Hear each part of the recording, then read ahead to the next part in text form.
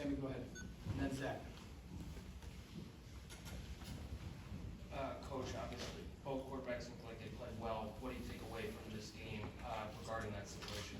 Yeah, so I agree with you. I think they both played well, and they both started the game. They both played for minutes in both games. And we said we're going to go back, evaluate both games, and make a decision. So we'll have a starter for week 3. Zach, and then Todd. I guess just what will that process be for you? I imagine it's a lot of film. Is it talking through maybe with other position coaches, position groups? I know you've talked about talking to leadership groups within the team, just maybe getting outside, not outside, but opinions beyond the quarterback. You know, it will extend to myself and Mo, the staff. You know, we don't pull the players. You kind of got a feel for that in regards to just how that kind of flow. I think after having 2 games, you kind of know how it feels. And honestly, you know, I think you know, our guys believe in both of them. To be honest with you. So, but at the same time, you got to have the guy. You know, I really do believe that. I think it's important. So we will make that decision, but it'll be the coaching staff, and I care what our guys think, both sides of the ball.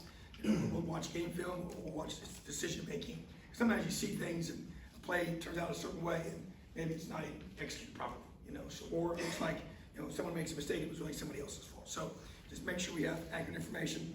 Obviously, a very important decision, but just proud of both. I thought they both commanded the offense. They threw the ball well, they ran the ball well, they made really good decisions, and got the ball sprayed around, and allowed us to be able to put pressure on them, from sideline to sideline and vertically as well. So just we're just going to do what we said we're going to do, is play 2 games and make a decision. All right, Todd right in front, and Seth. Because the 2 quarterbacks were so similar in their production today, and I don't know what you have in your head in terms of what you wanted to see and what you're going to do going forward, but was there anything that they did that made you deviate from what you might be thinking you'd be having out of this game? Yeah, I mean, I don't know necessarily. I think I do think it's important to have a guy that you name a starter. I think they both can play. There's no doubt. I think they both prove they can play. You can see talent, you can see the skill. They're both young, but they're talented young players. And I think we've been consistent saying that. We kind of saw what we saw during fall camp, back and forth, different guys doing different things. They can both throw it, they can both run it. And so, but you need more than one quarterback.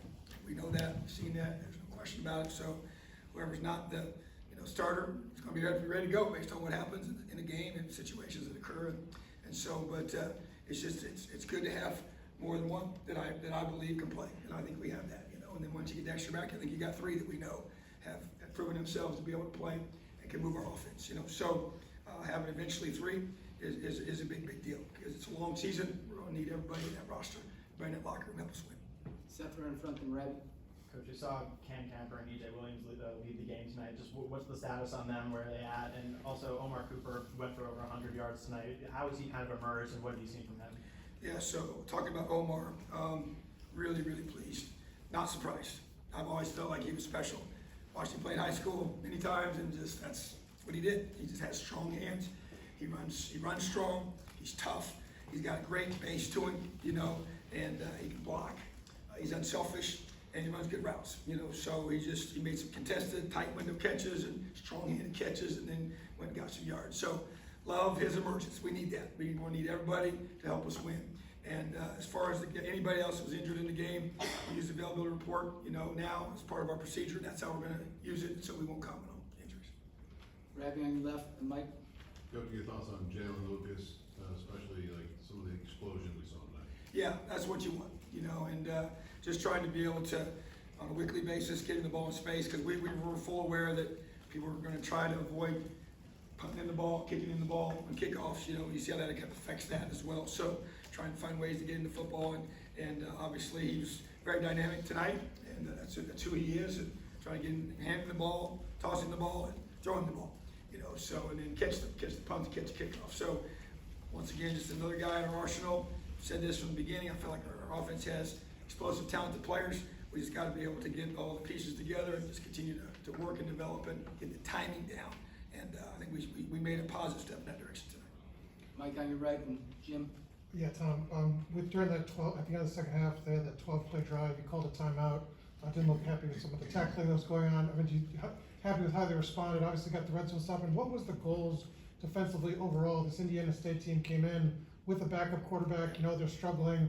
Do you feel like you've met kind of the moment in terms of, how you wanted to kind of contain them? Yeah, I mean, they didn't even have 100 yards of offense, so that's hard to do. I don't care who it is. And so I'm still ticked about the fact they didn't get a shutout, so because of the fumble and Cooper score, so that's frustrating. But that's their fault because they had that 12-play drive. They shouldn't have had that. So I was frustrated because, and it had anything to do with, give them credit. They moved the football. They're using the running quarterback. They did a lot of different things to try to create some creases. I just didn't think I thought we got ahead and we let up. And that's what I was trying to avoid. I just want to see guys battle and fight, compete. No matter what the scoreboard says, no matter who you're playing, I just thought we let up. And I know it's in human nature to do that in that situation, but I want to see our guys. So I was disappointed more in some body language and just our leadership. And so I challenged our leaders to make sure, hey, when that's happening, because it's going to happen in a different setting, we got to go up and make those stops. And so, and they did. We did get the stop there. We got an interception on 4th down, which was big, and got off the field in that regard. So I thought the response was good. I thought the second half response was excellent. I think we gave up 20-some yards in the whole half. So just wanted to see us finish, and I thought we did defensively. So it wasn't perfect, but it was pretty dang good. Jim right in front, and then Mason. Tom, talk about the offense as a whole. You had 9 guys catch a pass, but getting Josh Henderson and Jalen Lucas involved in the receiving game as well as the running game. How important was all of that heading into the game with Louisville? Very important. And the thing that for me, that's what I saw out of us. Like I think I might have said this in one of my, when I was talking this past week about, our offense got after our defense a fair amount during fall camp, and so it was back and forth without question. So I knew we had this opportunity to be able to, and I understand, we're playing a team that doesn't have the same level of talent, and so I understand that, but the execution was what I was encouraged by, and the reads and the amount of guys involved, and I think we have a deep team. I think we have a lot of receivers that can make plays, show up tonight. We have a lot of running backs that make plays, show up tonight. We have a lot of guys, several different tight ends that we play, can help us and do different things, and so I feel like we got a couple quarterbacks that can play. And I think we played a lot of different linemen as well. We got 8 guys that I really believe that are ready to be in that 5 that we play with, and we can mix and match them. And if things happen to guys, you can be able to rotate that. So I think it was what we needed to do, was to be able to be crisp and clean and sharp. And I think we punted a couple times, and just felt like that the execution was what we have to have, and we just got to build off of it. So obviously got a lot more work to do. Got a huge test and opportunity coming up here next weekend, but in order to be able to keep growing our offense, I thought tonight was important. Mason, second row, and then Zion to finish up. Tom, regarding the quarterbacks, do you feel now that each guy has the kind of comfort and reps that they are going to need to be able to be a starter, not just for week 3, but moving on? I believe so.